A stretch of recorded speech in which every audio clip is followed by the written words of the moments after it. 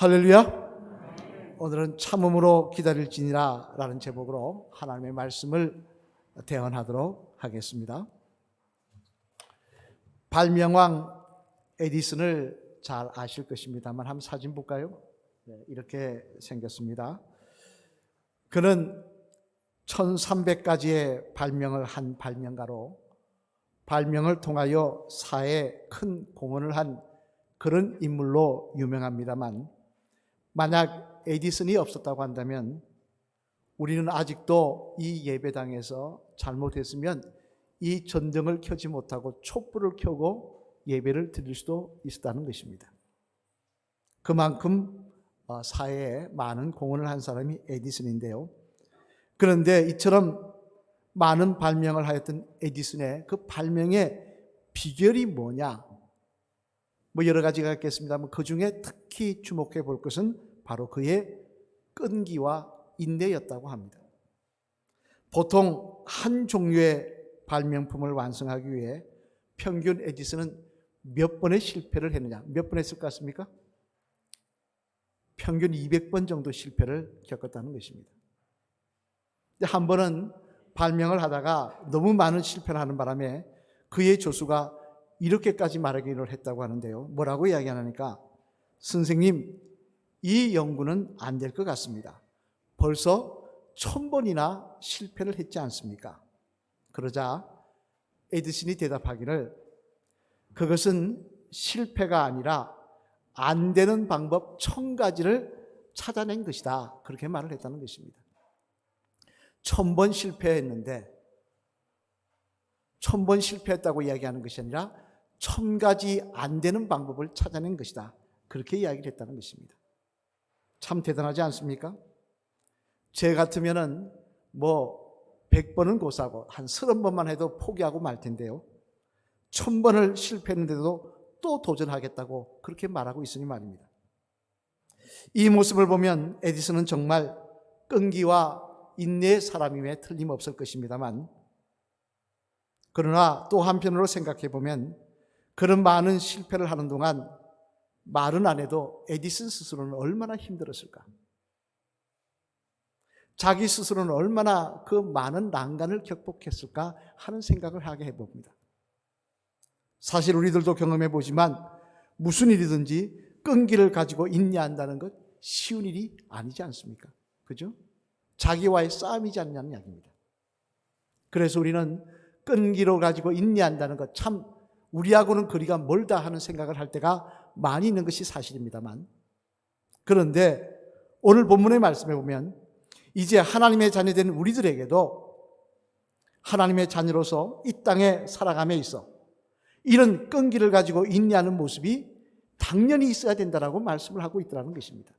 오늘 본문 25절 말씀 한번 같이 읽어보실까요? 같이 읽겠습니다. 시작. 만일 우리가 보지 못하는 것을 바라면 참음으로 기다릴지니라. 아멘. 뭐라고 말씀하고 있습니까? 참음으로 기다릴지니라. 즉 하나님의 자녀가 되었으면 반드시 끈기를 가지고 인내하는 모습이 있어야 된다는 것입니다. 그러면 무엇에 대해서 인내하라는 것입니까? 무엇에 대해서 참고 인내하라고 말씀하고 있는 것입니까? 세상에서 성공할 때까지 참고 인내하라는 것입니까? 이에 대해 오늘 본문 전인 17절 말씀에 보면 이렇게 말씀을 하십니다. 우리 한번 로마서 8장 17절 말씀 앞을 보시며 같이 읽어보시겠습니다. 시작. 자녀이면 또한 상속자 곧 하나님의 상속자요 그리스도와 함께한 상속자니 우리가 그와 함께 영광을 받기 위하여 고난도 함께 받아야 할 것이니라. 아멘. 무슨 말씀입니까? 우리들이 현재 예수님 믿는 일 때문에 당하는 고난의 문제에 있어서 참고 인내하는 모습이 있어야 된다는 것입니다. 사실 여러분, 예수님 믿고 하나님의 자녀가 되면요, 좋은 일만 있는 게 아닙니다. 좋은 소리만 듣는 게 아닙니다. 반드시 고난과 핍박이 다가오더라는 것입니다. 그래서 이 로마서가 적혀질 당시 소아시아와 로마에서는요, 예수님을 믿는다는 사실 하나 때문에 그들은 생명의 위협을 받아야 했고, 또 가지고 있던 재산을 아무런 재판 없이 다 빼앗길 수 있는 상황이었다는 것입니다. 이는 또한 과거의 이야기만이 아닙니다. 오늘날도 마찬가지였어요. 북한과 같은 공산주의 나라는, 독재주의 나라는 말할 필요도 없고, 중동의 시리아 같은 곳에도 3만 명의 예수님 믿는 사람이 있다고 하는데, 시리아에 3만 명이 있다 그럽니다. 이들은 예수님을 믿는 이유 하나만으로도 때문에 직장에 취직할 수가 없으며, 심지어 다른 사람들이 자신의 가족을 죽여도 경찰이 보호해 주지 않는 그런 심각한 고난을 당하고 있다는 것입니다. 예수님 믿으면 내가 남이 나에게 칼로 찌르고 내 가족을 해도 경찰이 그거에 대해서 아무런 그걸 하지 않는다는 거예요. 이뿐만이 아닙니다. 비록 그 사람들이 당하는, 그 믿음의 사람들이 당하는 고난하고는 비교할 수 없다 할지라도, 우리들만 하더라도 세상의 사람으로 있을 때는, 세상 사람으로 있을 때는 그런 일이 없었는데, 예수님 믿고 나니까 세상 사람들이 우리를 예수쟁이라고 손가락질하고, 믿지 않는 가족들에게 믿는다는 이유 하나만으로 핍박을 당하기도 하더라는 것입니다. 그게 우리의 현 주소더라는 것입니다만, 그런데 오늘 본문의 말씀에 보면 이처럼 예수님을 믿는 관계로 당하는 핍박과 고난의 문제에 있어서 똑같은 모습으로 대항하지 말라고 하시더라는 것입니다. 주님의 말씀에 누구든지 내 오른뺨을 때리면 왼뺨을 대주라는 말씀처럼 악을 악으로 갚지 말고 선으로 대하며 참고 인내하는 모습이 있으라고 말씀하시더라는 것입니다. 참 힘든 이야기입니다만, 그러면서 오늘 본문은 뭐라고 이야기하느냐? 그처럼 참고 인내할 때 항상 이것을 생각하라 라고 말씀하고 있는데요. 그러면 여러분, 우리들이 이런 고난과 핍박을 참고 인내하는 일을 할 때에 항상 생각하고 기억해야 될 것은 무엇일까요? 무엇을 지금 사도 바울은 말씀하고 있는 것일까요?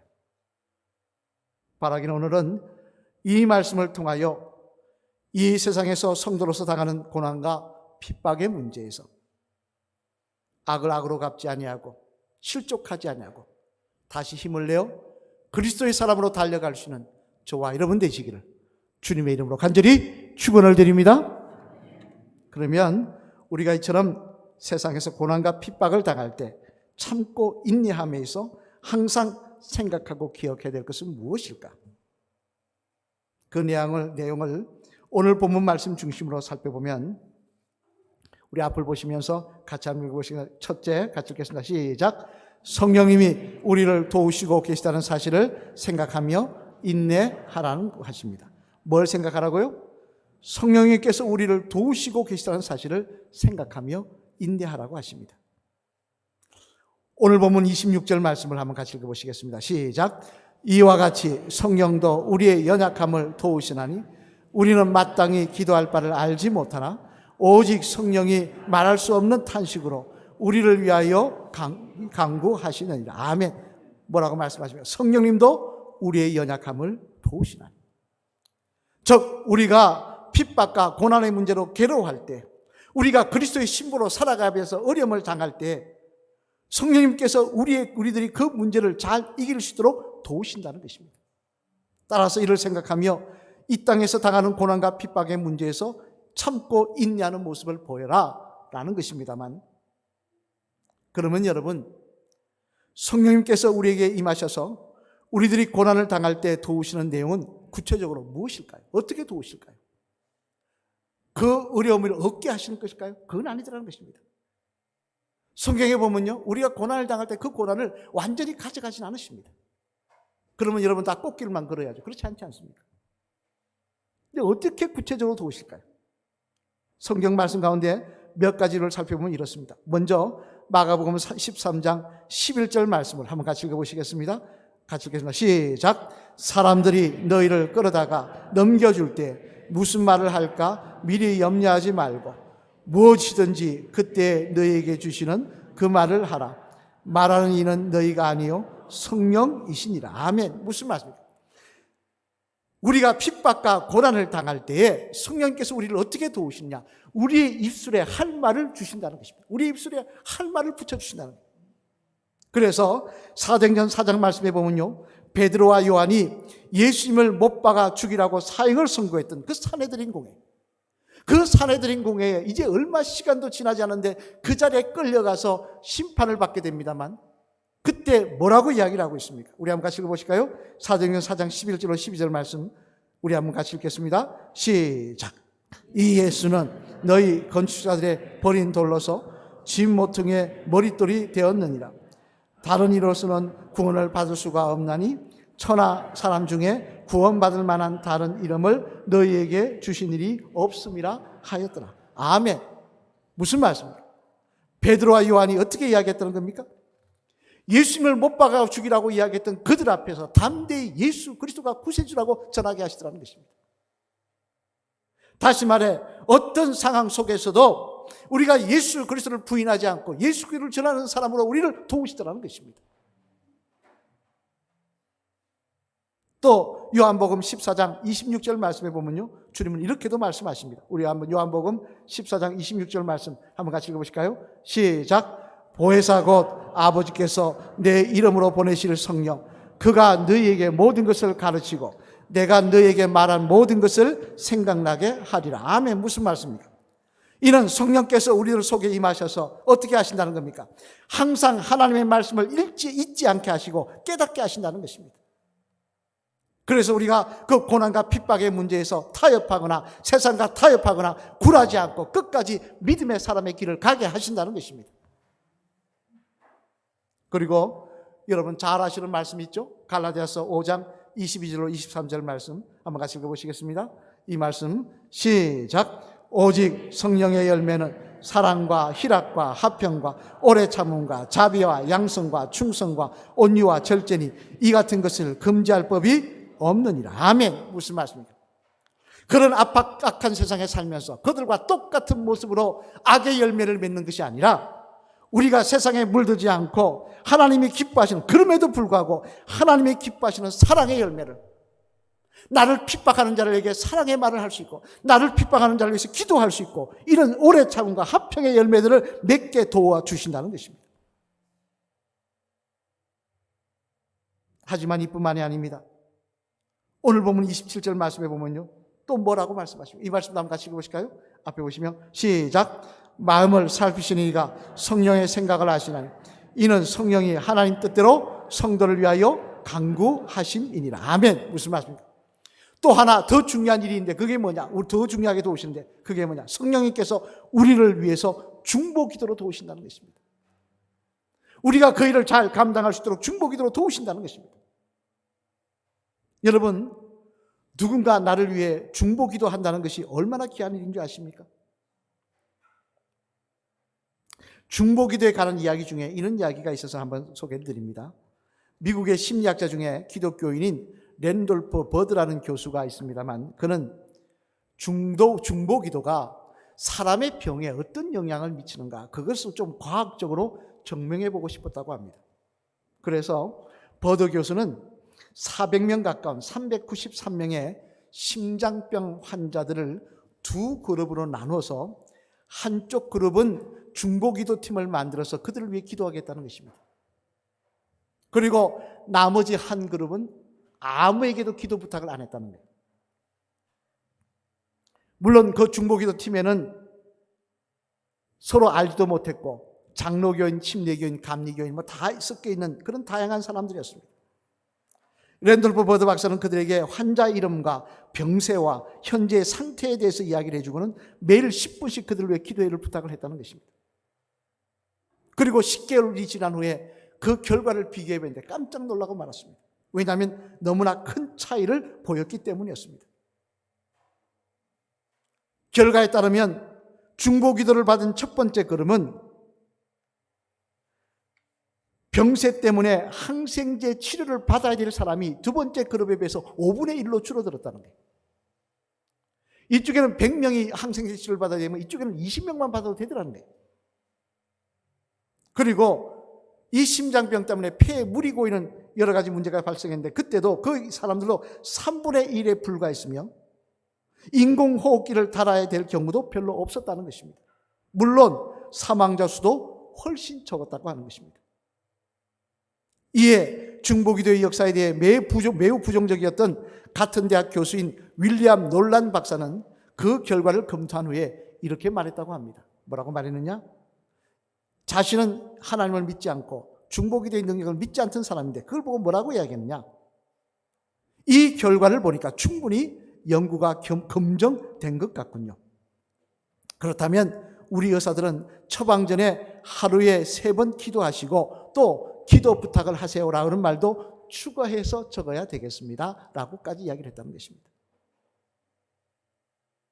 여러분, 이처럼 중보기도에는 힘이 있습니다만, 그런데 성령님께서 우리들이 끝까지 하나님의 자녀로 서서 세상과 타협하지 않고 세상의 악으로 악을 갚지 않고 그리스도의 신부로 살아갈 수 있도록 계속해서 기도로 도와주신다고 하니 얼마나 감사한 일입니까? 여러분 아시는 복음성가 있죠? 당신이 지쳐서 기도할 수 없고, 그 찬양,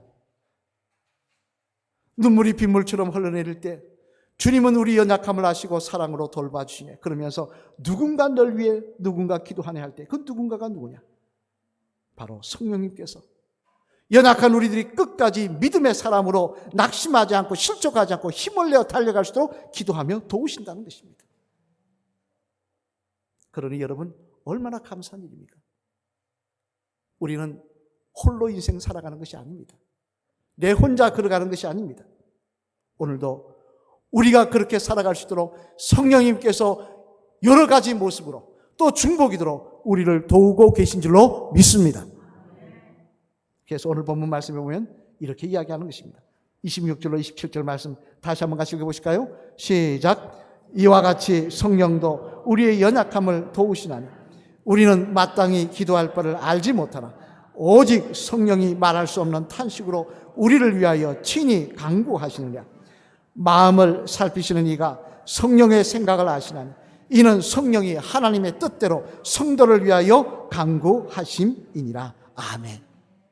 여러분, 연약한 저와 여러분들이 끝까지 천국 시민으로 설 수 있도록, 끝까지 그리스도의 신부로 설 수 있도록 성령님이 오늘도 우리를 위해 기도하고 계신 줄로 믿습니다.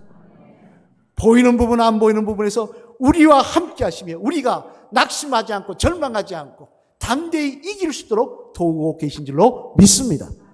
바라기는 이 사실을 다시 한번 바라보시고 핍박과 고난 가운데서 힘을 내시며 달려갈 수 있는 저와 여러분 되시기를 주님의 이름으로 축원합니다. 둘째로는 또 하나 핍박과 고난 가운데 우리가 생각해야 될 게 뭐라고 말씀하시냐. 우리 한 가지 읽어볼까요? 시작. 우리들이 앞으로 누릴 영광을 비교하여 생각하며 인내하라고 하십니다. 뭐라고요? 우리들이 앞으로 누릴 영광을 생각하며 인내하라고 하시더라고요. 오늘 보면 18절 말씀 한번 같이 읽어보실까요? 앞에 보시며 시작. 생각하건대 현재의 고난은 장차 우리에게 나타날 영광과 비교할 수 없다다. 아멘. 무슨 말씀입니까? 우리들이 고난과 핍박을 당할 때 앞으로 하나님 나라에서 누릴, 우리가 참고 그리스도의 신부의 모습으로 그것을 대함을 말미암아 그 모습을 기억하시는 하나님께서 우리에게 주실 영광을 생각하며 담대히 인내하라는 것입니다. 이 땅에는, 바다에는 많은 배가 돌아다니고 있습니다만 그 중에 1914년도에 만들어진 돌로스라는 선교선이 있습니다. 한번 볼까요, 사진? 꽤 큰 배죠? 이 배는 세계 각지를 돌아다니며 선교하는 그런 선교 활동만 하는 배입니다. 우리나라에도 들어온 적이 있어요. 1992년에 들어왔고요. 2001년에도 들어왔고 2007년에도 들어와서 선교 활동을 한 적이 있습니다. 이 배는 350명의 자원하는, 자기가 원하는 평신도 선교사들이 타고 있습니다. 목사님들도 타고 있지만 여러분 같은 집사님, 권사님, 또 청년들까지 타고 있습니다. 내가 예수 그리스도를 전하겠다고, 선교하겠다고 타고 있는 사람이 350명입니다. 한 번은 이 배가 필리핀, 우리 선교사님도 와 있습니다. 필리핀 잠보앙가라고 하는 곳으로 선교 활동을 갔다가 선교사들이 내려서 그 지역 사람들한테 말씀을 선교를 전하고 있는데 그때 어떤 일이 일어나느냐? 이슬람을 믿는 이슬람을 모하메드를 믿는 청년 하나가 이들에게 다가와서 수류탄을 까서 던졌다는 것입니다. 그 바람에 선교사 2명이 적사하고 32명이 큰 부상을 입었다는 거예요. 기가 막히지 않습니까? 말씀 전하고 있는데 수류탄을 까서 던졌으니. 그런데 안타까운 사실은 죽은 선교사들이 다 젊은이들이었다는 거예요. 한 명은 18세의 스웨덴 출신의 소피아라는 아가씨였고, 또 한 명은 19세의 뉴질랜드 출신의 카렌이라는 아가씨였다고 합니다. 18세, 19세 된 아가씨 둘이가 자원하여 선교하러 왔다가 수류탄에 죽은 것입니다.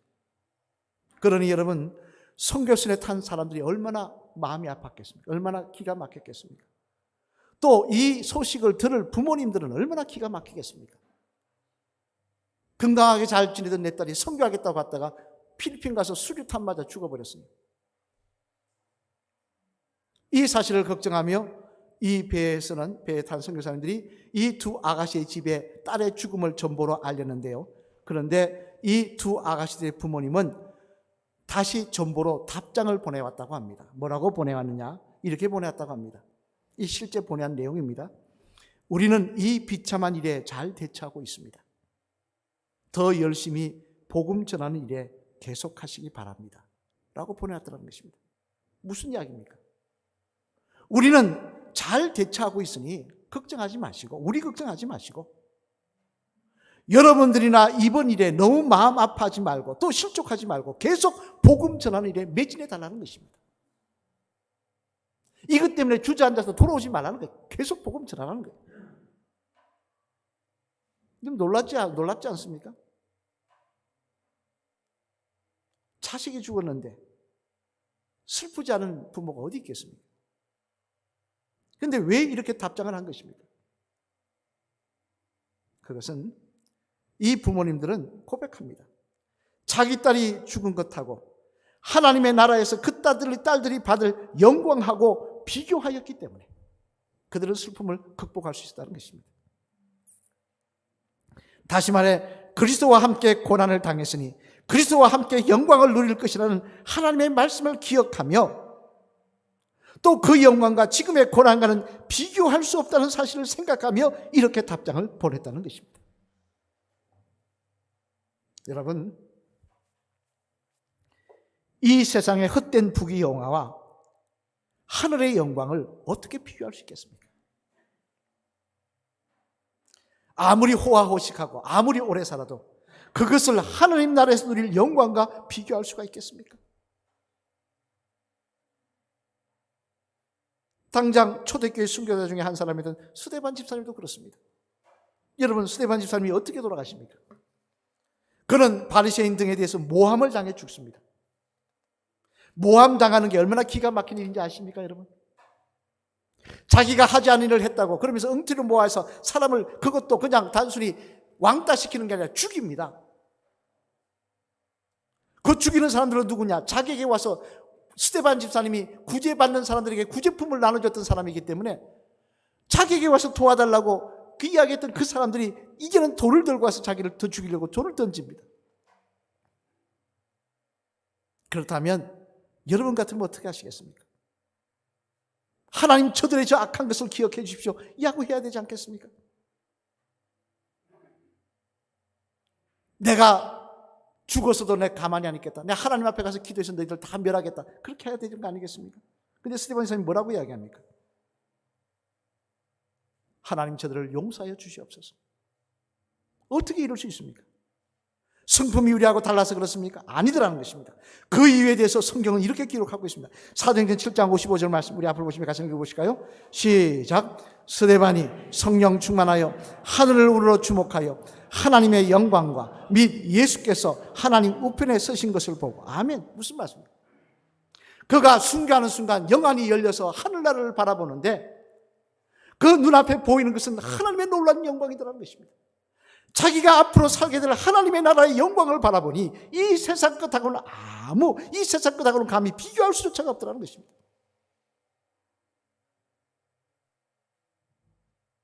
이는 사도 바울도 마찬가지입니다. 과거 삼층천, 그는 삼층천을 봤다고 이야기합니다. 천국을 봤다고 이야기합니다. 그런 사도 바울도 고난 가운데, 핍박 가운데 그는 뭐라고 이야기하겠습니까? 고린도후서 4장 17절로 18절 말씀 한번 같이 읽어보실까요? 같이 읽겠습니다. 시작. 우리가 잠시 받는 환난에 경한 것이 지극히 크고 영원한 영광에 중한 것을 우리에게 이루게 하미니 우리가 주목하는 것은 보이는 것이 아니요 보이지 않는 것이니 보이는 것은 잠깐이요 보이지 않는 것은 영원함이라. 아멘. 바울은 이야기합니다. 보이지 않는 것은 영원함이라. 나에게 예비된 하나님의 영광이, 나에게 주실 그 상급이, 그 생명의 면류관이, 그 영원한 것이 너무나 귀하다는 것입니다. 여러분, 오늘도 이 영광을 생각하면요, 우리는 고난과 핍박을 당할 때 똑같이 이를 갈며 말할 필요가 없는 것입니다. 어려움을 당할 때 그들을 원망할 필요도 없는 것입니다. 오히려 하나님, 내가 그 영광을 누리기를 사모합니다. 내가 그리스도의 사람으로 살아가는 이 모습이, 하나님 뜻대로 살아가는 이 모습이 하나님께서 기억하시고 더 귀한 은혜로, 더 귀한 영광으로 종에게 갚아주실 줄로 믿습니다. 고백하며 나가는 은혜의 자리가 될 줄로 믿습니다. 사랑하는 성도 여러분, 신학자 중에 오스카 쿨만이라는 사람이 있습니다. 그는 그의 글에서 이런 말을 했습니다. 여러분, 이미 우리는 구원을 얻었습니다. 그러나 아직 완전한 것은 아닙니다. 완성될 것이 우리 앞에 있습니다. 우리가 주님 나라 갔을 때 완성이 되겠죠? 그것을 지향하며 오늘도 감격하며 오늘도 간증하며 오늘도 구별되게 살아가야 할 것입니다. 오늘도 감격하며 오늘도 간증하며 오늘도 구별되게 살아가야 할 것입니다. 여러분, 우리가 살고 있는 이 세상은 보기에는 화려해 보이고 대단해 보여도 악한 영이 지배하는 세상입니다. 세상 권세가 지배하는 세상입니다. 우리가 그 가운데 믿음의 삶을 살려고 하면 반드시 핍박이 있고 고난이 있을 것입니다. 어떻게 보면 고난당하지 않는 것이 이상할 것입니다. 왜? 옛날에 기억나신지 모르겠습니다. 박효진 장로님이라고 교도소에 있던 분, 그분 집사님이셨는데 다 그런 이야기를 옛날에 들었다는 거예요. 무슨 이야기 들었냐? 예수 믿으려면 이렇게 믿어야 돼. 왜 그러냐니까 예수님 믿으면서 술도 잘 먹고 고스톱도 잘 치고 할 것 안 할 것 다 하니까 이렇게 믿어야 돼. 그렇게 칭찬을 받았다는 겁니다. 우리가 그렇게 살면 핍박 안 받을 수 있습니다. 그러나 우리가 그리스도의 신부로 살아가려면 핍박과 고난이 있을 것입니다. 그럴 때 낙심하지 마십시오. 오늘도 성령님께서 우리와 함께 하시며 우리를 도우시고 우리에게 예비된 하나님의 영광이 있다는 사실을 기억하며 우리는 새 힘을 내는 모습이 있어야 될 줄로 믿습니다. 우리 한번 따라 하실까요? 집사님은 예수님의 신부이십니다. 예수님의 신부가 맞으신 것 같습니까? 상태가 좀 안 좋으십니까? 같이 하시겠습니다. 핍박과 고난 앞에서도 똑같이 대응하지 않고 말씀대로 참고 인내하시는 바른 신부가 되시길 바랍니다. 할렐루야. 저와 여러분들은 그리스도의 신부입니다. 신부이면 신부답게 살아야 되는 것입니다. 신부가 탕탕해서 매일 나이트클럽 다니고 뭐 술 먹으러 다니면 그 어떻게 신부라고 할 수 있겠습니까? 신부답게 살아야 되는 것입니다. 시편 37편 1절로 3절 말씀 우리 한 같이 읽어보실까요? 시작. 악을 행하는 자들 때문에 불평하지 말며 불의를 행하는 자들을 시기하지 말지어다. 그들은 풀과 같이 속히 배임을 당할 것이며 푸른 채소같이 세전할 것이미로다. 여호와를 의뢰하고 선을 행하라. 땅에 머무는 동안 그의 성실을 먹을거리로 삼을 지어다. 아멘. 뭐라고 얘기했습니까? 부러워하지 말라는 것입니다.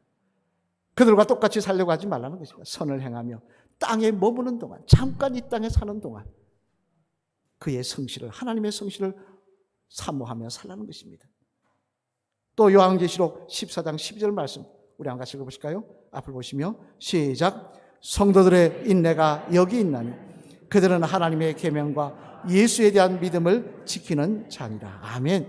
무슨 말씀입니까? 사도 요한이 마지막 심판 때에 보니 하나님 앞에 칭찬받는 성도들이 있는데 그 성도들이 칭찬받는 내용이 뭐냐? 인내더라는 것입니다.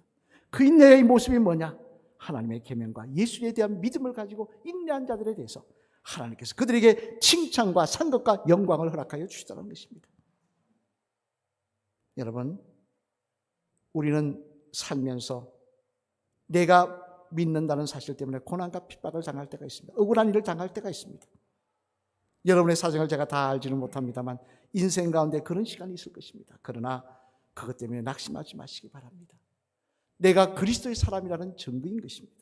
그리고 다시 한번 주님께서 우리와 함께 하시며 우리의 상급이 예비되어 있는 사실을 기억하며 새 힘을 얻어 담대히 달려가시는 그리스도의 신부가 되시기를 바랍니다. 그래야 할 때 저와 여러분은 하나님의 나라에서 예비하신 그 상급을 누리며 기쁨으로 간증하며 영원한 삶을 누리는 복된 주의 성도가 될 줄로 믿습니다. 다시 한번 그런 믿음의 성도, 그리스도의 신부로 살아갈 수 있는 저와 여러분 되시기를 주님의 이름으로 간절히 축원을 드립니다.